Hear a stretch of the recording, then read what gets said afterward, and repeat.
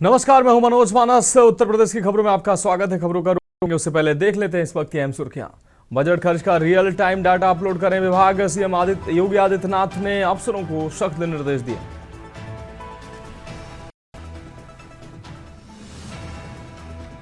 सांसद राहुल गांधी के खिलाफ केस को लेकर लखनऊ केस ट्रांसफर करने की याचिका पर सुनवाई। नागरिकता को लेकर रायबरेली में हो रही सुनवाई।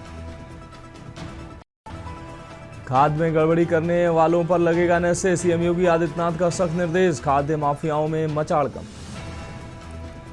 यूपी के 27 जिलों में एक्सप्रेस वे के किनारे स्थापित किए जाएंगे IMLC। भूमि अधिग्रहण का काम तेज। यूपी का परिवहन नेटवर्क होगा हाई स्पीड और स्मार्ट। क्षेत्रीय आवागमन से अंतिम मील तक तैयार हो रहा है रोड। और यूपी में कोहरे का कहर जारी। 4 जिलों में हुए हादसों में 23 लोगों की मौत। सीएम योगी जल्द करेंगे उच्च स्तरीय बैठक। आप देख रहे हैं के न्यूज, खबरों का सारथी। और अब खबरें विस्तार से। लखनऊ से खबर है। यूपी में खाद की कालाबाजारी को लेकर मुख्यमंत्री सख्त नजर आ रहे हैं। मिलावटी नकली खाद बेचने वालों पर लगेगा नशे। तो इस वक्त की अहम खबर राजधानी लखनऊ से आपको दिखा रहे हैं। खाद की कालाबाजारी करने वालों पर नशे की कार्रवाई की जाएगी। अन्नदाता को समस्या हुई तो कोई बचेगा नहीं। मुख्यमंत्री ने सख्त निर्देश दिए हैं। फील्ड के अधिकारियों की गतिविधियों की भी निगरानी करने के निर्देश दिए हैं। गड़बड़ी मिली तो खुली विजिलेंस जांच होगी।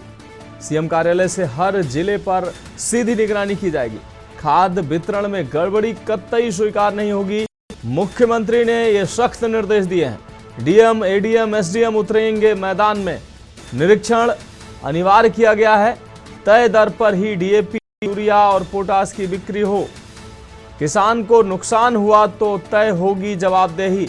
तो निश्चित रूप से मुख्यमंत्री योगी आदित्यनाथ किसानों को लेकर काफी गंभीर रहे और ये निर्णय जो है, ये निर्देश जो है, कहीं ना कहीं किसानों की बेहतरी के लिए ही महत्वपूर्ण माना जा रहा है। मुख्यमंत्री ने तय किया है कि कालाबाजारी, खासकर किसानों को मिलने वाली डीएपी, यूरिया और जो खाद होती है उसमें अगर किसी प्रकार की मिलावट होगी तो निश्चित रूप से कार्रवाई तय की जाएगी।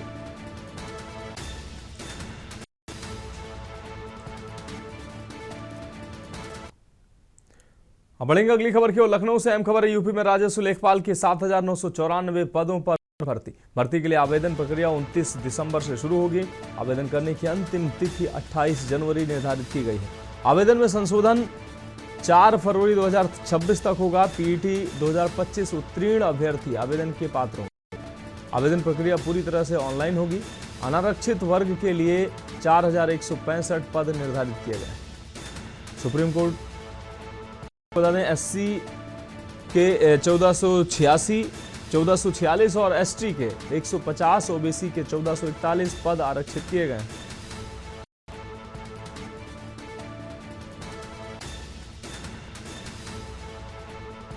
तो एससी के 1446, एसटी के 150, ओबीसी के 1441 पद आरक्षित किए गए हैं।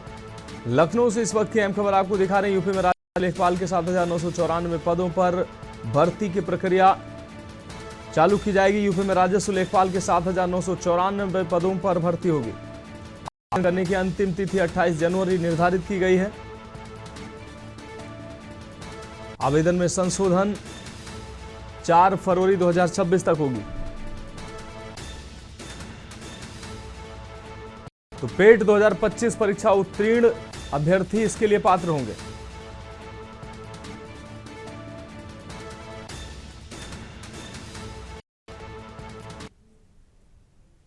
बढ़ेंगे अगली खबर की ओर। फर्रुखाबाद में फतेहगढ़ स्थित कलेक्ट्रेट सभागार में जिलाधिकारी की अध्यक्षता में कर वसूली की समीक्षा बैठक संपन्न हुई है। समीक्षा में वाणिज्य कर विभाग की वसूली लक्ष्य से अत्यंत कम पाई गई है। स्टाम्प एवं निबंधन विभाग की राजस्व प्राप्ति कम पाई गई है। आबकारी विभाग की वसूली कम पाई गई है। वहीं मंडी, मोहम्मदाबाद व कायमगंज की मासिक वसूली कम पाई गई। परिवहन विभाग का वसूली लक्ष्य से अधिक पाई गई है। खनन विभाग की वसूली अधिक पाई गई है। जिलाधिकारी ने खनन अधिकारी को परिवर्तन कार्य में सख्ती बरतने व तेजी लाने के निर्देश दिए हैं। विद्युत विभाग की वसूली भी ठीक पाई गई है। जिलाधिकारी आशुतोष कुमार द्विवेदी द्वारा निर्देशित किया गया है कि खनन विभाग, वाणिज्य कर विभाग, स्टाम्प व निबंध, मंडी विभाग परिवर्तन का कार्य बढ़ाए जाने के निर्देश दिए।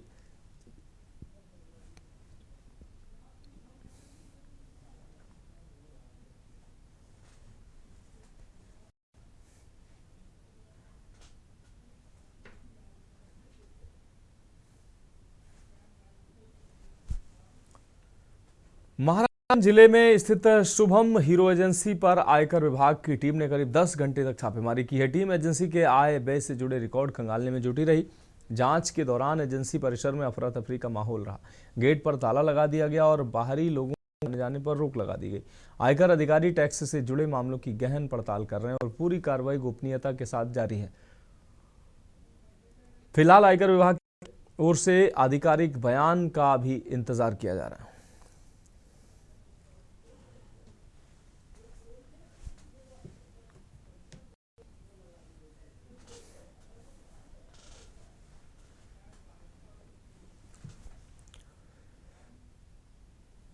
अब बढ़ेंगे अगली खबर की ओर। खबर कुशीनगर से है, जहां थाना तमकुही राज परिसर में साइबर सेल प्रभारी मनोज पंत ने साइबर अपराधों के प्रति लोगों को जागरूक बनाने के लिए गोष्ठी की है।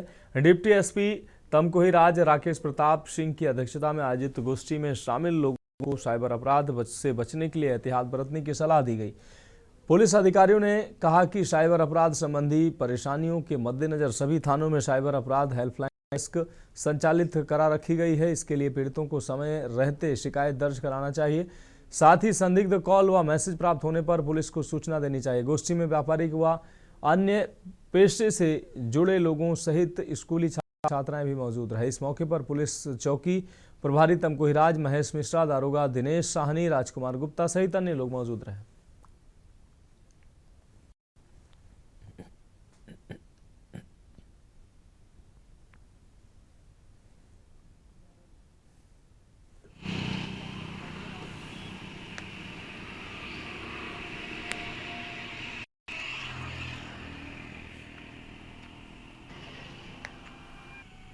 श्रीमान पुलिस अधीक्षक महोदय के निर्देशन में आज थाना तमकुही परिसर में साइबर सेल के प्रभारी इंस्पेक्टर मनोज पंत द्वारा एक जागरूकता का साइबर से संबंधित जागरूकता कार्यक्रम आयोजित किया गया है, जिसमें क्षेत्रीय नागरिक, स्कूल के बच्चे, व्यापारी इन सबों ने प्रतिभाग किया है, जिन्हें जागरूकता के तौर पे बताया गया है कि आज के समय साइबर फ्रॉड मामले बढ़ रहे हैं।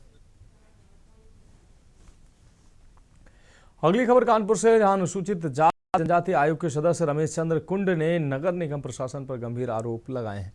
उन्होंने कहा कि प्रोटोकॉल होने के बावजूद उन्हें रिसीव करने कोई अधिकारी नहीं आया, जिससे उन्हें इधर उधर भटकना पड़ा। यही नहीं, लंबे समय तक किसी द्वारा पानी के लिए न पूछने पर नाराजगी जताते हुए भावुक हो उठे। दावा किया कि काफी अधिक समय तक उन्हें प्यासा रहना पड़ा। उन्होंने स्वयं को SC/ST समाज से आने की वजह से अपमानित किए जाने का आरोप लगाने में संकोच नहीं किया। साथ ही दावा किया कि इस पूरे मामले की शिकायत आयोग में दर्ज कराकर जिम्मेदार अधिकारियों को तलब कराकर जवाब मंगवाएंगे। नगर निगम में कार्यरत वाल्मीकि समाज के कर्मचारियों के शोषण का मुद्दा उठाते हुए ट्रांसफर पोस्टिंग के नाम पर अवैध वसूली किए जाने का दावा करते हुए इसे गंभीर मामला बताया। मेरी नाराजगी, मैं यहाँ मेरे समाज लोग जो है सफाई का काम करते हैं, बाबूगिरी अधिकारी नहीं करते हैं। हर गर्मी सर्दी बारिश में काम करते हैं, हर VIP दिन बराबर काम करते हैं, समझे। उनके साथ में जमकर शोषण, दोहन, उत्पीड़न हो रहा है। जो भी उनके जो देह है उसका हर मानक है। अगर उसको अपनी पेंशन निकालना है, अपना पैसा निकालना, तो आपको इतना इतना देना है। अगर आपको जो है वार्ड जाना है सुविधा अनुसार, तो इसको आपको इतना देना है। आपको भर्ती होना है तो 50,000 से लेके 1 लाख रुपया देना है। अगली खबर सुल्तानपुर से है, जहां चांदा थाना क्षेत्र के मदनपुर देवराव में एक नवविवाहिता की संदिग्ध परिस्थिति में मौत हो गई। मृतका के पक्ष ने ससुराली जनों पर पीट कर हत्या करने का आरोप लगाया। परिजनों के मुताबिक मृतका नीलम के 18 वर्षीय देवर राजा निषाद पुत्र सीता निषाद जो मानसिक विक्षिप्त है, किसी बात पर चिढ़कर उसने डंडे से हमला कर गंभीर रूप से घायल कर दिया। मरणासन हालत में उसे राजकीय मेडिकल कॉलेज ले जाया गया, जहां डॉक्टरों ने उसे मृत घोषित कर दिया। सूचना पर पहुंची पुलिस ने शव को पोस्टमार्टम के लिए भेजा। थाना प्रभारी मिश्रा ने बताया कि मामले की जांच पड़ताल जारी है।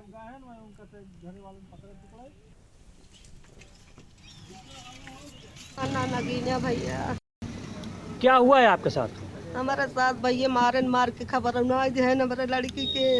हम सब जाने दूसर के हमसे खबर दे संशय आई है भैया। किसको मारे हैं?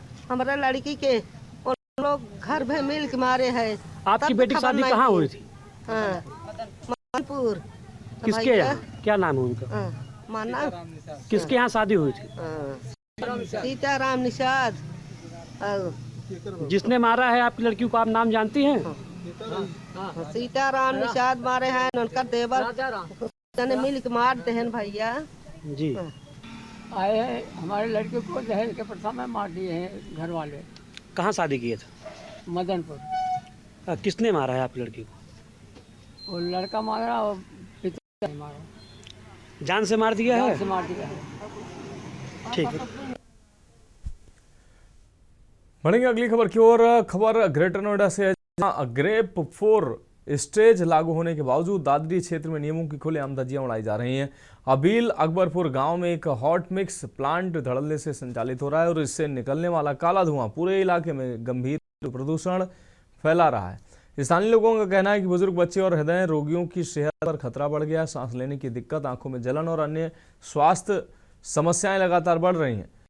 ग्रामीणों ने प्रदूषण नियंत्रण बोर्ड और जिलाधिकारी से शिकायत की, लेकिन अब तक कोई ठोस कार्रवाई नहीं हुई है। उनकी मांग है कि हॉट मिक्स प्लांट को तुरंत बंद किया जाए और जिम्मेदार अधिकारियों की कार्रवाई की जाए।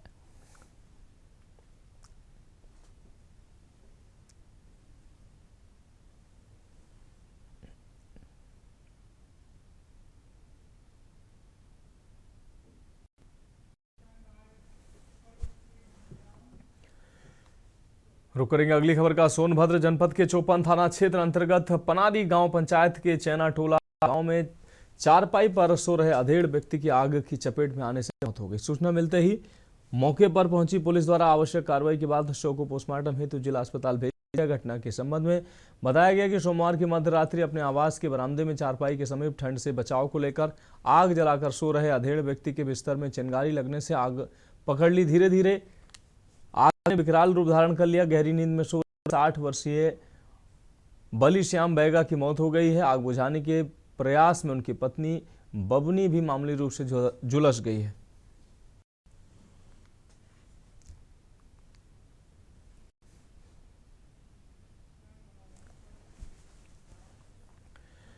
अब बढ़ेंगे अगली खबर कानपुर से है, जहां Indian footwear components manufacturing association की ओर से ट्रेडेक कानपुर 2025 के 15वें संस्करण का आयोजन 17 और 18 दिसंबर 2025 को किया जाएगा। ये आयोजन CLE मल्टीपर्पज हॉल केस्कोला कॉम्प्लेक्स कानपुर लखनऊ हाईवे कदरपैथी बंथरा उन्नाव में सुबह 10 बजे से शाम 6 बजे तक होगा। Indian footwear components manufacturing association द्वारा आयोजित ये ट्रेड्स फेयर फुटवेयर और फुटवेयर कंपोनेंट्स उद्योग का एक प्रमुख मंच है, जिसे भारत सरकार और राष्ट्रीय चमड़ा विकास कार्यक्रम से मान्यता प्राप्त है। आयोजन में देश भर से 65 से अधिक निर्माता 80 से ज्यादा स्टॉलों के साथ भाग दिल्ली, आगरा, कानपुर, नोएडा, गुरुग्राम, चेन्नई और बेंगलुरु सहित कई शहरों से जुड़े उद्योग से जुड़े लोग इसमें शामिल होंगे।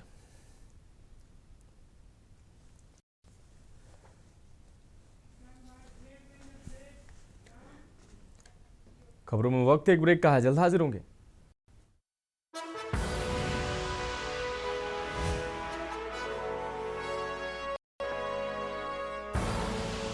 आप देख रहे हैं के न्यूज, खबरों का साथ। ब्रेक के बाद उत्तर प्रदेश की खबरों में एक बार फिर से आपका स्वागत है। खबर कानपुर से, जहां नगर आयुक्त अर्पित उपाध्याय शहर के मुख्य पार्क नानाराव पार्क का अपने दल बल के साथ निरीक्षण करने पहुंचे। इस दौरान नगर आयुक्त ने पार्क में बने तरणताल सहित स्मारिकाओं का रख रखाव और पार्क की साफ सफाई व्यवस्थाओं को परखा। पार्क में बने शौचालय पर विशेष सफाई का निर्देश अधिकारियों को दिया। साथ ही निरीक्षण के दौरान आयुक्त अर्पित उपाध्याय ने बताया कि पार्क जनता को समर्पित है। बड़ी संख्या में जनता सुबह और शाम पार्क में आती है। साफ सफाई की उचित व्यवस्था के साथ ही जनता की मूलभूत सुविधाओं की उपलब्धता पर कर्मचारियों को विशेष ध्यान देने के निर्देश दिए हैं।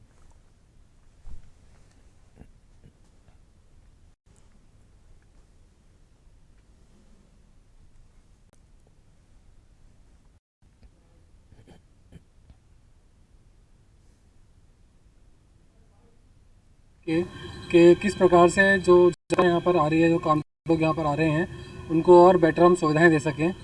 जैसे कि पार्क के अंदर थोड़ा और बेटर साफ़ सफाई हो सके, या फिर अगर फैसिलिटीज़ की बात करें तो यहाँ पे ड्रिंकिंग वाटर फैसिलिटी या कोई कियोस्क, किस प्रकार से इसको मैनेज किया जाए इन बेटर, ताकि जब जनता यहाँ पर आए तो उनको एक अच्छा एक अनुभव मिल सके और कानपुर शहर के लिए एक अच्छा एक लैंडमार्क बन सके। बढ़ेंगे अगली खबर और आपको बता दें, खबर देवरिया से है, जहां विजय दिवस मनाते हुए शहीदों को उनको श्रद्धांजलि दी गई। इस मौके पर जिले के सुरौली थाने के बास पर बैदा गांव निवासी शहीद सत्यनारायण यादव को भी श्रद्धासुमन अर्पित करते हुए परिजनों सहित अन्य लोगों ने श्रद्धासुमन अर्पित किए। आपको बता दें कि सत्यनारायण यादव बीएसएफ की 92वीं बटालियन में एसआई के पद पर कार्यरत जून 2018 को अखनूर बॉर्डर पर अपने साथी जवान के साथ गश्त कर रहे थे। तभी पाक रेंजर्स ने हमला फायरिंग शुरू कर दी। शहीद सहित साथी जवान ने मोर्चा लेकर पाक रेंजर्स को मुंह तोड़ जवाब दिया, लेकिन गोली लगने से घायल एसआई शहीद हो गए थे।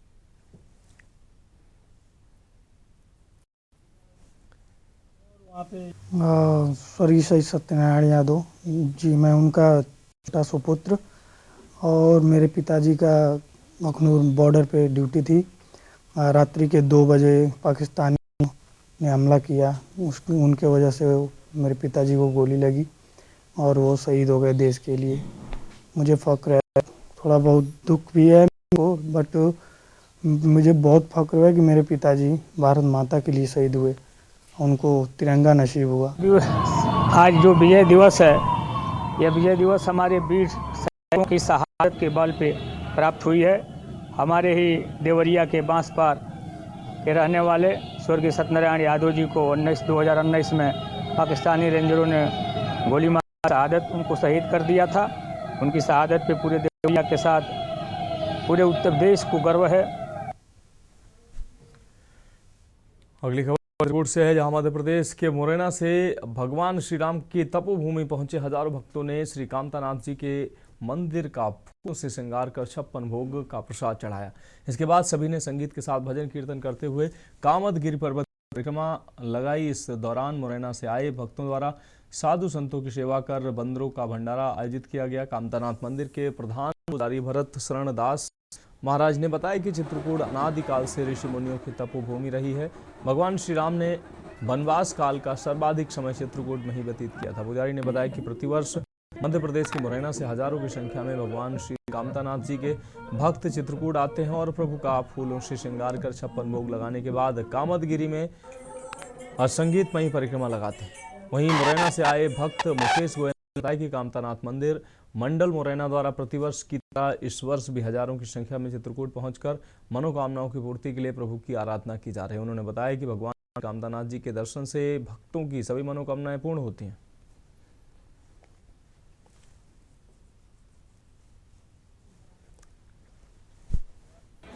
कामतानाथ भक्त मंडल मुरैना का ये एक मंडल बना हुआ है हम लोग का, जो प्रतिवर्ष दिसंबर में चित्रकूट में आयोजन करते हैं, जिसमें रामर्चा महायज्ञ, 56 भोग, फूल बंगला, भंडारा, संगीत में परिक्रमा, संत सेवा, बंदर सेवा, ये सारे कार्यक्रम हम लोगों के द्वारा किए जाते हैं। इसमें चित्रकूट जो यहाँ के निवासी हैं उनका भी काफ़ी हम लोगों को सहयोग मिलता है कि उन्हीं के सहयोग से और आप लोगों के सहयोग से ही ये कार्यक्रम हमारा सफल हो पाता है। मुरैना कामतानाथ भक्त मंडल का कार्यक्रम है, जो कि 2 दिवसीय कार्यक्रम, जिसमें कल सुबह श्रीधर आश्रम दास अनुमान में मुरैना से लगभग 1000 से ऊपर लोग पधारे हैं। यहाँ पर अच्छा परिवार पधारे हैं और ये प्रतिवर्ष की भांति हर साल होता है इसी डेट में कार्यक्रम, जनवरी में और इस जनवरी या दिसंबर में, तो जिसमें कल सुबह रामाचार्य यज्ञ भी यहाँ पर हुआ है। वार्षिक उत्सव है मुरैना का जो श्री कामतानाथ भक्त मंडल है, वो कामतानाथ भगवान के बड़े अनुरागी हैं, बड़े परम भक्त हैं। तो हर वर्ष जो है 56 भोग, फूल बंगला और भंडारा, कूट प्रसाद बांटना और भव्यता लेकर के परिक्रमा का यात्रा करना, शोभा यात्रा लेकर के, ये है उनका वार्षिक उत्सव चलता है। और मुरैना वाले भक्तों में वैसे पूरे संसार के और पूरे राष्ट्र देश के ऊपर भगवान कामतानाथ जी की सदा कृपा बरसती रहती है। कामतानाथ भक्त मंडल मुरैना के द्वारा, जो कि वर्ष 2019 से रेगुलर होता आया है, दिसंबर माह में श्रीधर आश्रम में हमारा कार्यक्रम रहता है। 2 दिवसीय कार्यक्रम रहता है, जिसमें 56 भोग, फूल बंगला और विशाल भंडारा, संगीत।